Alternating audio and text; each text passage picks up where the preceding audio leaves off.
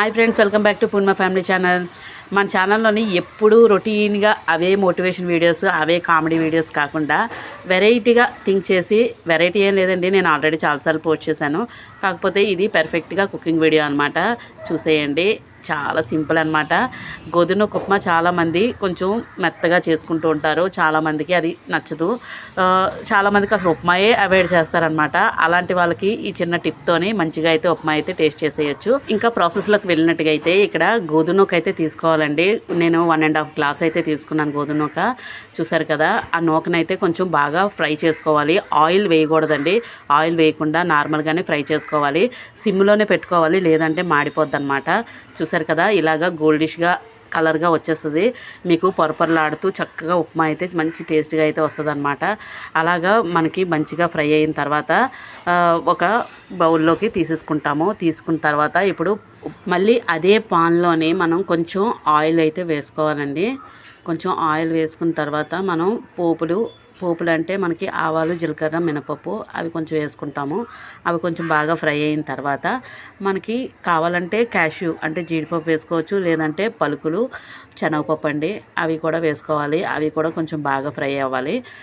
చూసుకోండి, కొంచెం ఫాస్ట్గా మాడిపోతాయి, అందుకని కొంచెం బాగా ఫ్రై అయిన తర్వాత కొంచెం పచ్చిమిర్చి, అల్లం కంపల్సరీ అండి. అల్లం, కరివేపాకు మంచి ఫ్లేవర్ ఇస్తుంది ఉప్మాకి ఎప్పుడూను, అది కంపల్సరీగా ఉండాలి. కొంచెం ఆనియన్స్ అలాగా అన్నీ వేసుకోవాలి.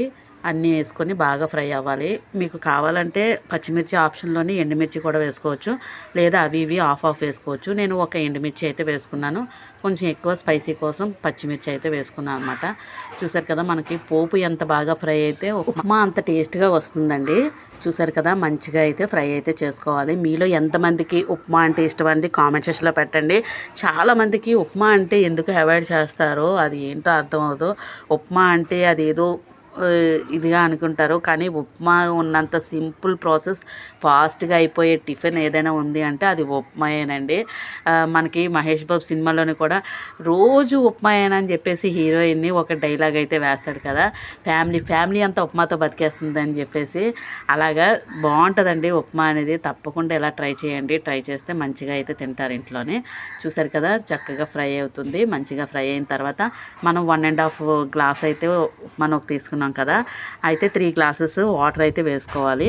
ఆ వాటర్ వేసుకునేటప్పుడు మనకి అంతే సరిపడగా సాల్ట్ కూడా చూసుకొని వేసుకోవాలండి, లేకపోతే మరి ఉప్మా చప్పగా అయిపోద్ది అనమాట.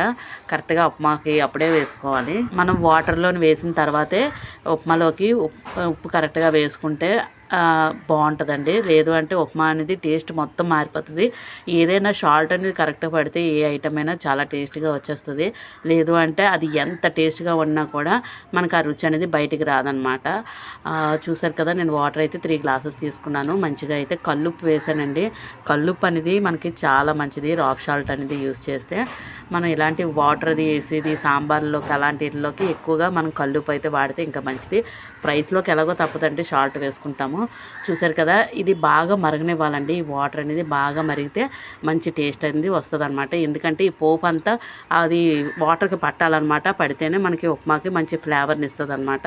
చాలామంది ఉప్మా మసాలా ఎన్ని వాడతారు, అవన్నీ హెల్త్కి మంచిది కాదు, అలాంటివి వాడకండి. చూసారు కదా, ఇలా న్యాచురల్గా మంచిగా ఉప్మా చేసుకుంటే అది చక్కగా విడివిడిగా వస్తుందండి. కొంతమంది జావలా తింటారు, వాళ్ళ ఆప్షన్ కాకుండా వాళ్ళు అలాగే తినలేని వాళ్ళు ఇలా ట్రై చేయండి ఉప్మాని. చూసారు కదా, నూక అనేది మనం మరుగుతున్నప్పుడు జాగ్రత్తగా వేసుకుంటూ కలపాలి, లేకపోతే ఉండకట్టేస్తుంది.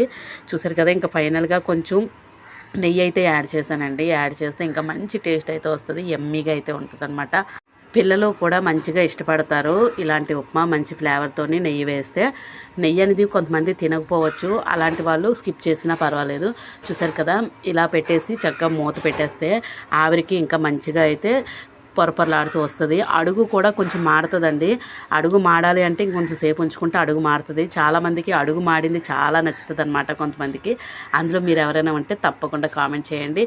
నా వంట వీడియో అనేది ఎలా ఉంది అనేది కామెంట్ చేయండి. చూసారు కదా, ఫైనల్గా అయితే ఉప్మా అయితే రెడీ అయిపోయింది. ఇంకా ప్లేట్లు వేసుకొని సర్వ్ చేసుకొని తినేయడమే. చూసారు కదా, పొరపొరలాడుతూ ఎంత టేస్టీగా యమ్మీగా వచ్చిందో.